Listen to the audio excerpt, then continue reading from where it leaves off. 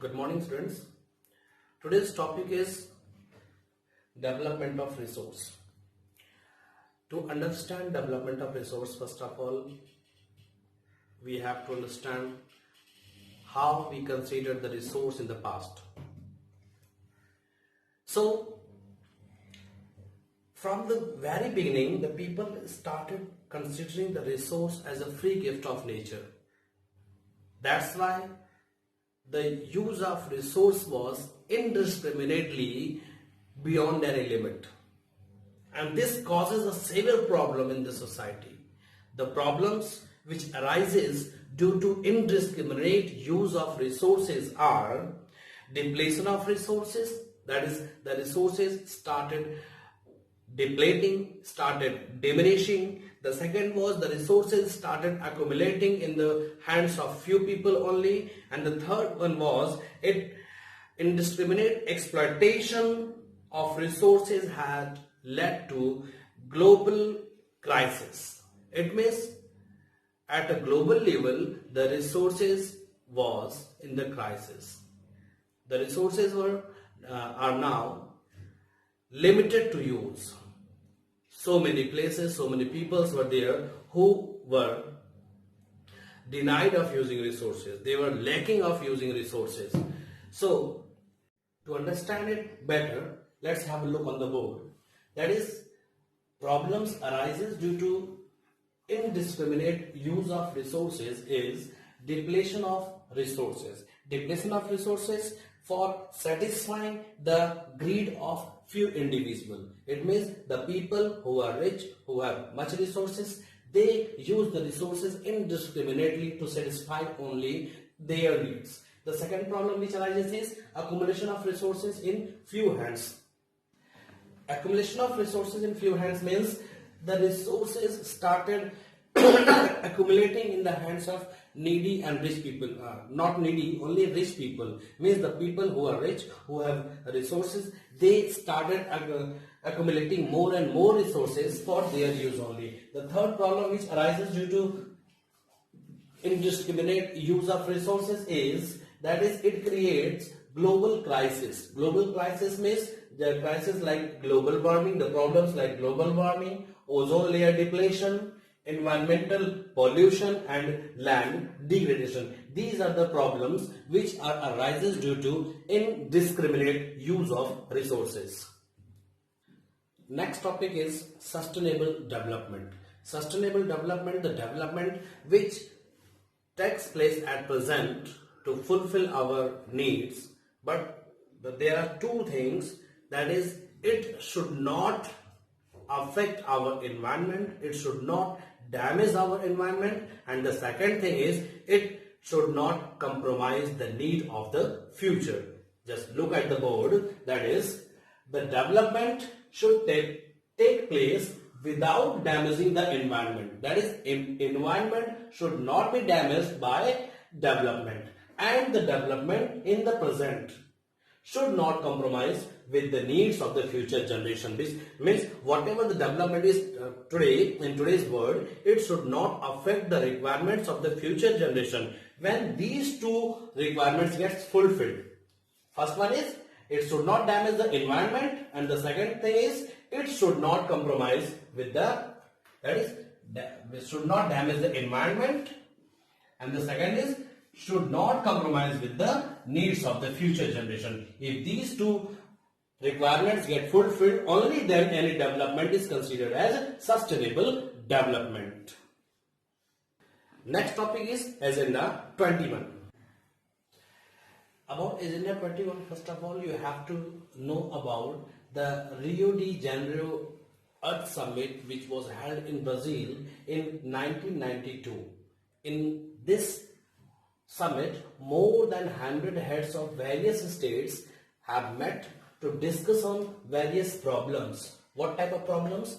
These are the problems related to the environmental protection, the problems related to environmental protection and socio-economic development, and these at the global level. So these 100 heads met at Rio de Janeiro in 1992 for addressing the urgent problems of environmental protection and socio-economic development at global level.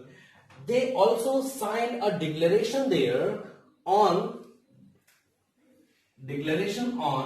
global climatic change. Declaration on global climatic change and biological diversity. Biological diversity. They also endorsed, it means the meeting, the committee, also endorsed the global forest principle and adopting agenda 21 for achieving sustainable development in 21st century. It was all happened at Rio de Janeiro in Brazil. So after understanding it, that is what they did. They met in the meeting to discuss on the problems of environmental protection and socio-economic development at global level. They also signed a declaration on global climatic changes and biological diversities, and they endorsed with the global forest principles and adopting agenda 21 for achieving sustainable development for 21st century.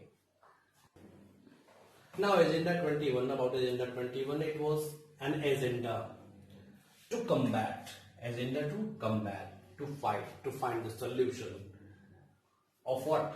Of environmental damage, poverty and diseases. It means it was formed to combat the environmental damage, poverty and diseases through global cooperation. It should be V. Through global cooperation and common interest, mutual needs and shared responsibility. Common interest means the interest of all. It means all should have a common interest to fight such type of problems. With mutual needs, the needs of all should be same. That is to fight for that. And a shared responsibility. The responsibility of each and every nation should be specified. Not even nation, but also the individuals. The individual's responsibility should also be specified. The major objective of Agenda 21 was that every local government should draw its own Agenda 21. Means at a local level, government should also have their own rules and regulations through which they can combat the problems which were arriving at an international level. To solve such problems at a local level, the local government should also draw its own Agenda 21. Next topic is resource planning. Why resource planning is important? Actually, resources are found unevenly over the earth. Some areas have rich resources, whereas some areas are lacking in particular resources. So resources have to be used all over the world by all over the people. So the areas where the resources are not found, they also have to use and they have to manage it. So therefore, it is important for us to plan how the resources can be used, and such type of thing is called resource planning. The topic is, here we are discussing about the resource planning in India. The topic is resource planning in India. Resource planning in India. It involves 3 steps. The first one is identification of resources. To identify the resources, that is, it should be across the region of the country. First step is identification of resources across the region of a country. किसी भी country के area में, किसी particular area में resource को identify करना कैसे identify किया सकता है? इसमें कई सारे steps involve होते हैं. This involves survey करना, mapping, उन्हें mapping करना, qualitative and quantitative estimation and measurement of resources. Surveying means to identify the places where the resources are can be found, to identify such resources, whereas mapping means collectively categorize the areas where the resources are found, to categorize them. The third is to identify the quality of the resource as well as the amount, the quantity in which they can be found at that particular place. and measurement of resources. Then the resource should be measured. These activities are involved in the first process, that is identification of resources. Now the second step is involving a planning structure. To plan, that is resource planning. To plan a structure which should be endowed with, which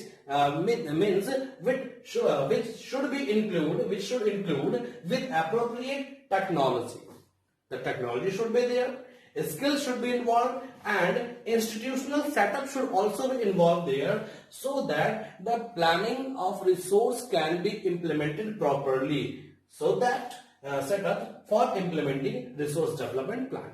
It means whatever the requirements is there for resource development, these all should be planned. It's the second step. The third step is matching the resource development plan with overall national development plan. Here, whatever the planning have been done for the resource, it should be matching, it should be favoring to the national development. It means whatever the resource development is there, it should add something to the national development. Dear friends, my next video will be uploaded soon. So if you like today's contents, subscribe my channel and press the bell icon so that you can get my videos fast. And you can also share my videos, you can like my videos, share, so that your friends can also get benefited from this video. Have a good day.